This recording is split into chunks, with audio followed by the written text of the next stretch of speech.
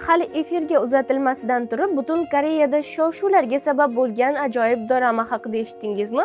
Barchaga salom, siz bilan yana kino tahlil va men Sadoqat. Bugun diqqatimiz markazida Mukammal toj doramasi bo'ladi. Tahlilni boshlashimizdan oldin obuna bo'lib, videoga like bosishni unutmang. Sababi, agar videoni oxirigacha tomosha qilsangiz, ushbu serialni to'liq o'zbek tilida qayerda ko'rishingiz mumkinligini ham aytib ketaman.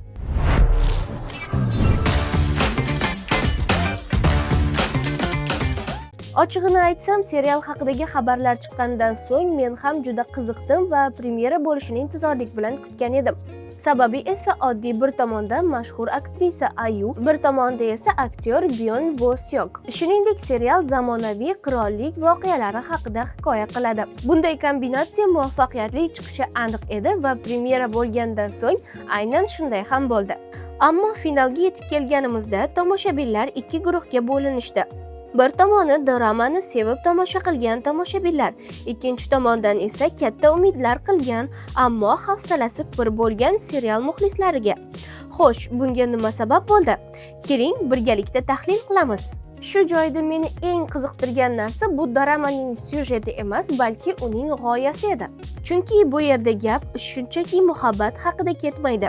Bir tomonda hamma narsaga ega bo'lgan ayol, ikkinchi tomonda esa shahzoda. Tashqaridan qaraganda ikkalasining ham hayoti mukammaldek ko'rinadi. Ammo voqealar davomida ular aslida o'zlari istagan hayotda yashay olmayotganliklari bilinadi. Menimcha doramaning eng kuchli tomoni ham shunda.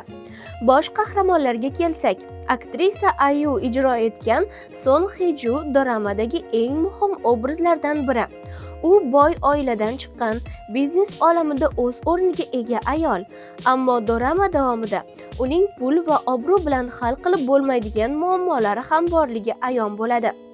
Dorama boshidayoq bu qahramon e'tiborni tortadi, chunki u ko'plab romantik doramalardagi kabi odatiy sokin qiz rolida emas, balki o'z maqsadiga ega, intiluvchan, kuchli ayol obrazida namoyon bo'lgan. Byon Wo-seok esa bu doramada o'z rolini topgandek. Ochig'i, shahzoda obrazi unga juda yarashgan. Ayrim sahnalarda hatto gapirmasa ham nimani his qilayotganini tushunib olasiz. Shu sabab dorama davomida uning obraziga qiziqish yo'qolmaydi. Lekin to'g'risi dorama davomida meni eng qiziqtirgan obraz bu qirolichaning qahramoni bo'ldi. Boshida unga unchalik ham e'tibor bermagandim, lekin voqealar rivojlangan sari aynan e'tiborimni qirolicha obrazi ko'proq torta boshladi va uning hikoyasi qiziqarliroq tus oldi. Chunki bu qahramonning ichida alam ham bor, armon ham bor.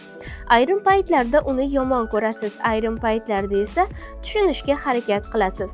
Eng qizig'i, ba'zi sahnalarda u hatto bosh qahramonlardan ham ko'proq e'tibor tortadi. Endi esa doramaning eng ko'p tanqid qilingan jihati haqida gaplashamiz. Bu syujet. Muammo shundaki, dorama juda chiroyli boshlangan.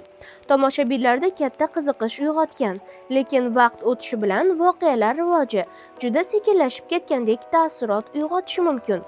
Qirollik oilasi bor, siyosiy kurashlar bor, saroy ichidagi mojarolar bor, lekin dorama bu mavzularga uzoq to'xtalib o'tirmaydi.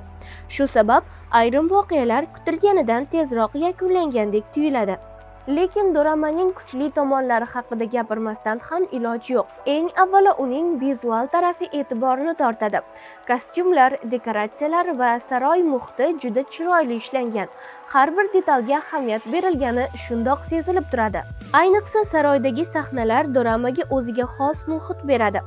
Ba'zi kadrlar shunchaki voqeani ko'rsatish uchun emas, tomoshabinni shu dunyoga olib kirish uchun yaratilgandek taassurot qoldiradi. Shu sabab doramani tomosha qilishning o'zi ham yoqimli. Bu borada ijodkorlar haqiqatdan ham katta ish qilgan. Musiqalar ham alohida maqtovga loyiq. Ba'zi saundtreklar sahnalarning ta'sirini bir necha barobar oshiradi. Xullas, Mukammal toj bekorga tomoshabinlarning e'tiborini qozonmadi. U zamonaviy qirollik haqidagi qiziqarli g'oyani o'ziga xos tarzda tomoshabinlarga taqdim eta oldi. Eng muhimi, bu yerda gap faqat sevgi va muhabbatda emasdi. Bu mas'uliyat va erkinlik haqidagi hikoya. Ayu va Byon Wo-seok esa bu hikoyani yanada ta'sirli qilishga muvaffaq bo'lgan. Albatta, loyiha haqidagi turli fikrlar bo'ldi.